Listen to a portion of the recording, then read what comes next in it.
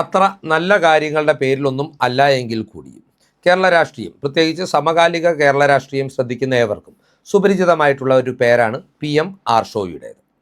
രണ്ടാം പിണറായി സർക്കാരിൻ്റെ കാലത്ത് CPMൻ്റെ വിദ്യാർത്ഥി സംഘടനയായ SFIയുടെ സംസ്ഥാന അധ്യക്ഷനായിരുന്നു PM ആർഷോ. SFIയുടെ സംസ്ഥാന അധ്യക്ഷൻ എന്നതിലുപരി PM ആർഷോ ഒരു കറകളഞ്ഞ പാർട്ടി ക്രിമിനലാണ് എന്നതുകൂടി നമ്മൾ മനസ്സിലാക്കിയിരിക്കേണ്ടതുണ്ട്.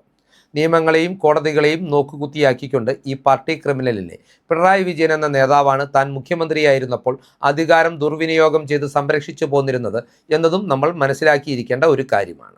ഇതിനൊരു ലളിതമായ ഉദാഹരണം പറയുകയാണെങ്കിൽ PM ആർഷോ നിരവധി ക്രിമിനൽ കേസുകളിൽ പ്രതിയാകുകയും വിചാരണയ്ക്ക് ഹാജരാകാതിരിക്കുകയും ചെയ്ത സാഹചര്യത്തിൽ ബഹുമാനപ്പെട്ട കേരള ഹൈക്കോടതി ആർഷോയ്ക്കെതിരെ ജാമ്യമില്ല അറസ്റ്റ് വാറന്റ് പുറപ്പെടുവിക്കുകയും അയാളെ ഒരു പിടികിട്ടാപ്പുള്ളിയായി പ്രഖ്യാപിക്കുകയും ചെയ്ത ഒരു സന്ദർഭമുണ്ടായിരുന്നു. എന്നാൽ ഈ അവസരത്തിലും കേരള പോലീസ് ആർഷോയെ അറസ്റ്റ് ചെയ്തുകൊണ്ട് നിയമം നടപ്പാക്കുവാൻ ശ്രമിച്ചില്ല എന്ന് മാത്രമല്ല, ആർഷോ വിദ്യാർത്ഥി നേതാവ്, ഇടതുപക്ഷ വിദ്യാർത്ഥി നേതാവ് എന്ന ലേബലിൽ കേരളത്തിലുടനീളം പൊതുപരിപാടികളിൽ കോടതിയെ പോലും വെല്ലുവിളിച്ചുകൊണ്ട് സജീവമായി പങ്കെടുക്കുകയും ചെയ്തിട്ടുണ്ട്. ഇതിനപ്പുറം ഇടതുഭരണത്തിൻ്റെ ആനുകൂല്യത്തിൽ നിരവധി വഴിവിട്ട ആനുകൂല്യങ്ങൾ PM ആർഷോ എന്ന വിദ്യാർത്ഥി നേതാവ് നേടിയെടുത്തിട്ടുണ്ട്. അവയെക്കുറിച്ചെല്ലാം ആ ഘട്ടത്തിൽ തന്നെ സജീവമായിട്ടുള്ള ആരോപണങ്ങൾ ഉയർന്നു വരികയും ചർച്ചയാകുകയും ചെയ്തതാണ്. എന്നാൽ ഭരണമുന്നണിയിലെ സ്വാധീനം ഉപയോഗിച്ച് ഈ അന്വേഷണങ്ങളെ അട്ടിമറിക്കുവാനും സ്വയം കുറ്റവിമുക്തനാകുവാനും PM ആർഷോയ്ക്ക് ആ ഘട്ടത്തിൽ സാധിച്ചു എന്നതാണ് യാഥാർത്ഥ്യം. എന്നാൽ ഇപ്പോൾ UDF അധികാരത്തിലെത്തിയതോടുകൂടി കാര്യങ്ങൾ മാറിമറിയുകയാണ്. PM ആർഷോയെ നടത്തിയിട്ടുള്ള ക്രമക്കേടുകൾക്കെതിരെ ഇപ്പോൾ MG സർവകലാശാലയുടെ പുനഃസംഘടിപ്പിക്കപ്പെട്ട സിൻഡിക്കേറ്റ് ഒരു അന്വേഷണം പ്രഖ്യാപിച്ചിരിക്കുകയാണ്. സത്യസന്ധമായി വസ്തുനിഷ്ഠമായി ഈ അന്വേഷണം പൂർത്തിയായാൽ ആർഷോ മാത്രമല്ല, ഇത്തരം വഴിവിട്ട ആനുകൂല്യങ്ങൾ നേടിയെടുക്കുവാൻ അയാളെ സഹായിച്ചിട്ടുള്ള മഹാരാജാസ് കോളേജിൻ്റെ പ്രിൻസിപ്പൽ അടക്കമുള്ളവർ അഴിയെണ്ണുമെന്നുള്ള സൂചനകളാണ് ഇതുമായി ബന്ധപ്പെട്ട് പുറത്തു വരുന്നത്. ഈ വാർത്തയുടെ വിശദാംശങ്ങളാണ് ഈ വീഡിയോയിലൂടെ പ്രേക്ഷകർക്കായി പങ്കുവെക്കുന്നത്. ഈ വീഡിയോയുടെ വിശദാംശങ്ങളിലേക്ക് കടക്കുന്നതിന് മുന്നോടിയായി പ്രിയപ്പെട്ട പ്രേക്ഷകർ കേരള സ്പീക്സിൻ്റെ യൂട്യൂബ് ചാനൽ സബ്സ്ക്രൈബ് ചെയ്ത് ഞങ്ങൾക്കുള്ള പിന്തുണ ഇനിയും തുടരണം എന്നുകൂടി അഭ്യർത്ഥിക്കുകയാണ്.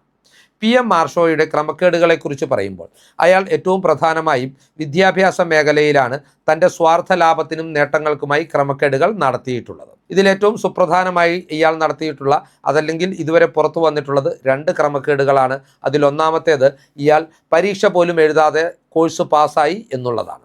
രണ്ടാമത്തേത് ഡിഗ്രി പരീക്ഷ പാസ്സാവാത്ത ഇയാൾക്ക് PG അഡ്മിഷൻ നേടുവാൻ കഴിഞ്ഞു എന്നുള്ളതാണ്. ഈ 2 വിഷയങ്ങളുമായി ബന്ധപ്പെട്ടിട്ടാണ് ഇപ്പോൾ MG സർവകലാശാല അന്വേഷണം പ്രഖ്യാപിച്ചിട്ടുള്ളത്. നേരത്തെ ഈ വിഷയങ്ങൾ MG സർവകലാശാലയുടെ രജിസ്ട്രാർ ആയിരുന്ന വ്യക്തി, സത്യസന്ധനായ ഒരു ഉദ്യോഗസ്ഥനായിരുന്നു. അദ്ദേഹം ഈ ക്രമക്കേടുകൾ സർവകലാശാല സിൻഡിക്കേറ്റിൻ്റെ ശ്രദ്ധയിൽപ്പെടുത്തിയതാണ്. എന്നാൽ ഇടതുഭരണത്തിൻ്റെ നിയന്ത്രണത്തിലായിരുന്നു അന്ന് സിൻഡിക്കേറ്റ്. അതുകൊണ്ട് തന്നെ ആർഷോയ്ക്കെതിരെയുള്ള അന്വേഷണം അട്ടിമറിച്ചുകൊണ്ട് മഹാരാജാസ് കോളേജിലെ പ്രിൻസിപ്പളായിരുന്ന ആർഷോയ്ക്ക് സഹായം ചെയ്തിട്ടുള്ള വ്യക്തിയെ ഒരു താക്കീതിൽ ശാസിച്ചുകൊണ്ട് ഇവർ ഈ അന്വേഷണം മരവിപ്പിക്കുകയും ആർഷോയെ കുറ്റവിമുക്തനാക്കുകയുമാണ് ചെയ്തത്. എന്നാൽ നമ്മളൊന്ന് ഓർത്തു നോക്കുക, ഈ രാജ്യത്തെ, ഈ സംസ്ഥാനത്തെ വിദ്യാഭ്യാസ സമ്പ്രദായത്തെ തന്നെ നോക്കുകുത്തിയാക്കിയ ഒരു പാർട്ടി ക്രിമിനലിന് വേണ്ടി എത്രമാത്രം വഴിവിട്ട നീക്കങ്ങളാണ് ഭരണ സംവിധാനങ്ങളെ ദുരുപയോഗം ചെയ്തുകൊണ്ട് ഇടതുമുന്നണിയുടെ ഭരണകാലത്ത്, കൃത്യമായി പറഞ്ഞാൽ പിണറായി വിജയൻ്റെ ഭരണകാലത്ത് നടന്നിട്ടുള്ളത് എന്നത്. അതുകൊണ്ട് തന്നെ ഇത് കേരളത്തിൽ പഠിച്ച് പാസ്സാകുന്ന ഓരോ വിദ്യാർത്ഥിക്കും നേരെയുള്ള വെല്ലുവിളിയായിട്ടാണ് ഇപ്പോൾ അധികാരത്തിലെത്തിയ UDF സർക്കാരും UDF സർക്കാർ പുനഃസംഘടിപ്പിച്ചിട്ടുള്ള MG സർവകലാശാല സിൻഡിക്കേറ്റും നോക്കിക്കാണുന്നത്. അതുകൊണ്ട് തന്നെ സിൻഡിക്കേറ്റ് അംഗങ്ങളായിട്ടുള്ള 3 പ്രമുഖ വ്യക്തികളെ ഉൾപ്പെടുത്തിയാണ് ആർഷോയ്ക്കെതിരെ ഇപ്പോൾ അവർ അന്വേഷണം പ്രഖ്യാപിച്ചിരിക്കുന്നത്. ആർഷോ പഠിച്ചിരുന്നത് മഹാരാജാസ് കോളേജിലാണ്. BA MA ഇൻ്റഗ്രേറ്റഡ് കോഴ്സാണ് ഇയാൾ ചെയ്തിരുന്നത്. ഇത്തരത്തിൽ 4ാം സെമസ്റ്റർ BA പരീക്ഷ പാസ്സാകാതെയാണ് ഇയാൾ 5ാം സെമസ്റ്ററിലേക്ക് പ്രൊമോഷൻ നേടിയത് എന്നുള്ളതാണ് ഇയാളെക്കുറിച്ച് വരുന്ന ആദ്യ ആരോപണം. ഇതിനുശേഷം 6ാം സെമസ്റ്ററിൽ ഇയാൾക്ക് മതിയായ അറ്റൻഡൻസ് പോലുമില്ലായിരുന്നു. അതുകൊണ്ട് തന്നെ PGയുടെ ഭാഗമായിട്ടുള്ള 7ാം സെമസ്റ്ററിലേക്ക് പ്രൊമോഷൻ നേടുവാൻ ഇയാൾ അർഹനായിരുന്നില്ല. എന്നാൽ അറ്റൻഡൻസ് ഇല്ലാത്ത, പരീക്ഷ എഴുതാത്ത PM ആർഷോ അന്ന് പ്രൊമോഷൻ നേടിയെടുക്കുകയും മഹാത്മാഗാന്ധി സർവകലാശാലയിൽ തന്നെ അഫിലിയേറ്റ് ചെയ്തിട്ടുള്ള സർക്കാർ കോളേജായിട്ടുള്ള മഹാരാജാസ് കോളേജിൽ ബിരുദാനന്തര ബിരുദത്തിന് പ്രവേശനം നേടുകയും ചെയ്തു. ഈ സംഭവങ്ങൾ വിവാദമായതോടുകൂടി ഒരു വിദ്യാർത്ഥി ജീവിതം അവസാനിപ്പിച്ചുകൊണ്ടാണ് ഈ വിഷയത്തിൽ നിന്ന് ആർഷോയെ രക്ഷിച്ചെടുക്കുവാൻ CPM തീരുമാനമെടുത്തത്. ഏതൊക്കെയാണെങ്കിലും ആർഷോയുടെ വിദ്യാർത്ഥി ജീവിതം അവസാനിച്ചതുകൊണ്ട് ഈ പ്രശ്നങ്ങൾ അവസാനിക്കുന്നില്ല എന്നതാണ് വസ്തുത. അതുപോലെ തന്നെ ആർഷോയ്ക്ക് ഇത്തരം വഴിവിട്ട സഹായങ്ങൾ ചെയ്തു കൊടുത്തിട്ടുള്ള ഒരു പ്രിൻസിപ്പൽ പദവിയിലായിരുന്ന ആ വ്യക്തി ആ ജോലിയിൽ ജോലിയിലോ ആ പദവിയിലോ തുടരുവാൻ അർഹനല്ല എന്നുള്ള ഒരു യാഥാർത്ഥ്യവും നമുക്ക് മുമ്പിൽ ഇപ്പോൾ ഉണ്ട്. ഇത്തരം ക്രമക്കേടുകളുടെ പശ്ചാത്തലത്തിൽ വിദ്യാർത്ഥികൾക്ക് നീതി കിട്ടണമെങ്കിൽ ആർഷോ മാത്രമല്ല, അയാൾക്ക് ഇത്തരം വഴിവിട്ട സഹായങ്ങൾ ചെയ്തു കൊടുത്തിട്ടുള്ള ആ പ്രിൻസിപ്പൽ കൂടി ശിക്ഷിക്കപ്പെടേണ്ടതാണ്. അത് ഉറപ്പുവരുത്തുക എന്ന ഒരു ലക്ഷ്യത്തോടു കൂടിയാണ് ഈ വിഷയത്തിൽ MG സർവകലാശാല ഇപ്പോൾ അന്വേഷണം പ്രഖ്യാപിച്ചിട്ടുള്ളത്. ഇതുമാത്രമാണോ ആർഷോയുടെ ക്രിമിനൽ പശ്ചാത്തലം എന്ന് നിങ്ങൾ ചിന്തിക്കുന്നുണ്ടെങ്കിൽ അല്ല എന്നും നമ്മൾ മനസ്സിലാക്കേണ്ടതുണ്ട്. ഇടതുമുന്നണിയിലെ തന്നെ പ്രമുഖ ഘടകകക്ഷിയായ CPIയുടെ വിദ്യാർത്ഥി വിഭാഗം, അതായത് AISFൻ്റെ വനിതാ നേതാവിനെതിരെ ആർഷോ നടത്തിയുള്ള അതിക്രമങ്ങൾ ഏറെ കുപ്രസിദ്ധമാണ്. ആ വനിതാ നേതാവിനെ MG സർവകലാശാല യൂണിവേഴ്സിറ്റി യൂണിയൻ തെരഞ്ഞെടുപ്പ് നടക്കുന്ന വേളയിൽ ആർഷോ കായികമായി ആക്രമിക്കുകയും നീ തന്തയില്ലാത്ത കുഞ്ഞുങ്ങളെ പെറുമെന്ന് സ്ത്രീത്വത്തെ അപമാനിക്കുന്ന നിലയിൽ ഭീഷണിപ്പെടുത്തുകയും ചെയ്തു എന്ന ആരോപണം ആ പെൺകുട്ടി തന്നെ അന്ന് ഉയർത്തിയിരുന്നതാണ്. എന്നാൽ ഇതിനെതിരെയും സത്യസന്ധമായ ഒരു അന്വേഷണം നടത്തുവാനോ ആർഷോയ്ക്കെതിരെ മാതൃകായോഗ്യമായ ഒരു നടപടിയെടുക്കുവാനോ അന്നും CPM നേതൃത്വം തയ്യാറായിരുന്നില്ല. ഇതിനും അപ്പുറം ആർഷോ അനവധി ക്രമക്കേടുകളുടെ ഭാഗമായിട്ടുണ്ട്. ആർഷോയുടെ വിവാഹ ജീവിതം പോലും ഇത്തരം ഒരു ക്രമക്കേടുമായി ബന്ധപ്പെട്ട് ഉണ്ടായിട്ടുള്ളതാണ് എന്ന വസ്തുതയും നമ്മൾ മനസ്സിലാക്കേണ്ടതുണ്ട്. മുൻപ് SFIയുടെ ഒരു വനിതാ നേതാവ് വ്യാജ എക്സ്പീരിയൻസ് സർട്ടിഫിക്കറ്റിൻ്റെ ആനുകൂല്യത്തിൽ സർക്കാർ കോളേജുകളിൽ നിയമനം നേടിയിരുന്നു. പിന്നീട് ഒരു കോളേജിലെ അധികൃതർക്ക് സംശയം തോന്നി പരിശോധിച്ചപ്പോഴാണ് അവർ സമർപ്പിച്ചിരുന്ന എക്സ്പീരിയൻസ് സർട്ടിഫിക്കറ്റുകൾ വ്യാജമാണ് എന്ന് തെളിഞ്ഞത്. ഈ എക്സ്പീരിയൻസ് സർട്ടിഫിക്കറ്റ് വ്യാജമായി തയ്യാറാക്കുവാൻ ഈ പെൺകുട്ടിക്ക് ഈ വനിതാ നേതാവിന് എല്ലാവിധ ഒത്താശയും ചെയ്തു കൊടുത്തത് അന്ന് അവരുടെ പുരുഷ സുഹൃത്തായിരുന്ന PM ആർഷോയായിരുന്നു.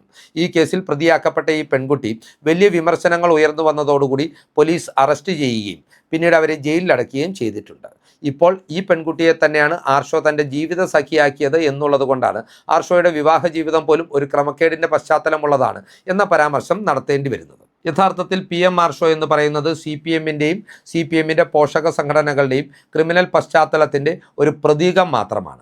ഇതൊരു ഒറ്റപ്പെട്ട സംഭവമല്ല. ആർഷോയെ പോലുള്ള അനവധി ആളുകൾ കഴിഞ്ഞ 10 വർഷക്കാലത്തിനിടയിൽ ഇത്തരം വഴിവിട്ട ആനുകൂല്യങ്ങൾ സർക്കാർ സംവിധാനങ്ങളെ ദുരുപയോഗം ചെയ്തുകൊണ്ട് നേടിയെടുത്തിട്ടുണ്ട്. ഇവരിൽ പലരും ഇന്ന് സർക്കാർ സംവിധാനങ്ങളുടെ ഭാഗമായി സർക്കാർ സർവീസിൽ ജോലി ചെയ്യുന്നുണ്ട്, ലക്ഷക്കണക്കിന് രൂപ പ്രതിഫലം വാങ്ങുന്നുണ്ട്. ഇത്തരം ക്രമക്കേടുകാരെ എല്ലാം പുറത്തു കൊണ്ടുവരുവാനുള്ള ഉത്തരവാദിത്വവും UDF സർക്കാരിനുണ്ട്. UDF സർക്കാരിൻ്റെ സംവിധാനങ്ങൾക്കുണ്ട്. അതിനുള്ള ആർജവമാണ് അവർ കാണിക്കേണ്ടത്. അതില്ല എങ്കിൽ SFIയോട് ചേർന്ന് നിൽക്കുവാൻ, DYFIയോട് ചേർന്ന് നിൽക്കുവാൻ, CPMനോട് ചേർന്ന് നിൽക്കുവാൻ, അവർക്ക് വേണ്ടി എന്ത് വൃത്തികേടുകൾ ചെയ്യുവാനും ഇത്തരം ക്രിമിനൽ പശ്ചാത്തലമുള്ളവർ തയ്യാറാകും എന്നതാണ് യാഥാർത്ഥ്യം. ഇത്തരം ക്രിമിനലുകളെ കൂട്ടി നിർത്തിയാണ് CPMും അതിൻ്റെ പോഷക സംഘടനകളായിട്ടുള്ള DYFIയും SFIയും എല്ലാം അവരുടെ രാഷ്ട്രീയവുമായി മുന്നോട്ട് പോകുന്നത്. അതുകൊണ്ട് തന്നെയാണ് പലർക്കും പലപ്പോഴും പല സാഹചര്യങ്ങളും ഇവരെ എതിർക്കുവാനായിട്ടുള്ള ആർജവം കൈവരാതെ പോകുന്നത്. സർവ്വസാധാരണക്കാരായിട്ടുള്ള സത്യസന്ധരായിട്ടുള്ള വിദ്യാർത്ഥികളുടെ ഭാവിക്ക് മേലാണ് ഇത്തരക്കാരുടെ പ്രവർത്തനങ്ങൾ കരിനിഴൽ വീഴ്ത്തുന്നത് എന്നതുകൂടി നമ്മൾ ഓർക്കേണ്ടതുണ്ട്.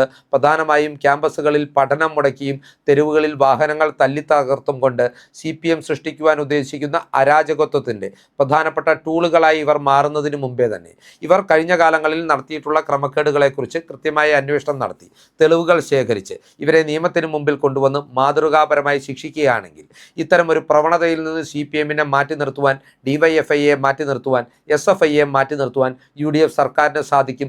ഇത്തരത്തിലുള്ള ക്രിമിനലുകളെ രാഷ്ട്രീയത്തിൽ നിന്ന് പുറന്തള്ളുവാൻ ഇത്തരം സംഘടനകൾ നിർബന്ധിതമാകുന്ന ഒരു സാഹചര്യവും ഇതുമൂലം സംജാതമാകുമെന്നാണ് നമ്മൾ പ്രതീക്ഷിക്കേണ്ടത്. ഈ ഒരു ചിന്തകൾ പ്രേക്ഷകർക്കായി പങ്കുവെച്ചുകൊണ്ട് PM ആർഷോ എന്ന ക്രിമിനൽ അകത്താകാൻ പോകുന്നു എന്ന സന്തോഷ വാർത്ത നിങ്ങളെ അറിയിച്ചുകൊണ്ട് ഈ വീഡിയോ ഇവിടെ അവസാനിപ്പിക്കുകയാണ്. കൂടുതൽ രാഷ്ട്രീയ വാർത്തകൾക്കും വിശകലനങ്ങൾക്കുമായി ഞങ്ങളുടെ ചാനൽ സബ്സ്ക്രൈബ് ചെയ്യുക. നന്ദി.